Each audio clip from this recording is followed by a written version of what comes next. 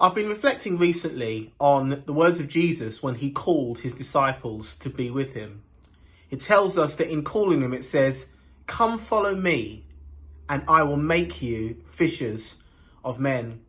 And as I've been thinking about that call to follow Jesus, the call that we've all responded to follow Jesus, and the fact that God has called us to go and make disciples, it's those two things that I'd like to focus on for a few minutes: the call and the follow. Because Jesus says to his disciples, "Come, follow me." That's a call.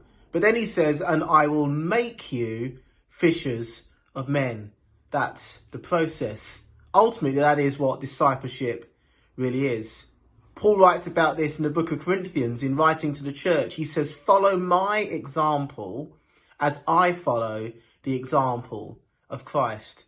So as we think about both how we follow God, how we follow Jesus' example, but ultimately how we help disciple others to follow us, there are a few aspects that I think it's important for us to focus on. How did Jesus make his followers fishers of men? Well, he didn't just call them, he walked with them, he led them. And there are a few stages to that. The first stage is that his followers observed Jesus in his ministry. We read about this countless times in the Gospels where Jesus is performing miracles. He's doing amazing things, and it tells us that his disciples are with him. At that point, they're not particularly participating, but they're observing what Jesus is doing. That's example.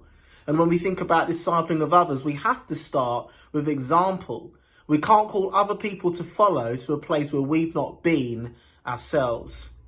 But then we see the progression from that. Not only does Jesus just get his disciples to watch, he then takes them on to the next stage where they participate with him. They help him in his miracles. We read about this. We read about the miracle of the wedding of Cana, where Jesus turned the water into wine. Well, his disciples assisted him in that miracle. Jesus didn't just do it on his own. He got his disciples to help him.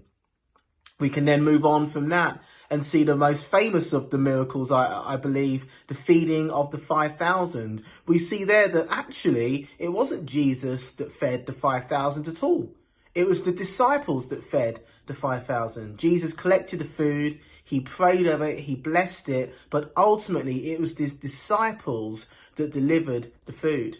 So when we think about our discipling of others, there comes a point where we're walking with other people where actually they take that baton and we stand in the background and watch them.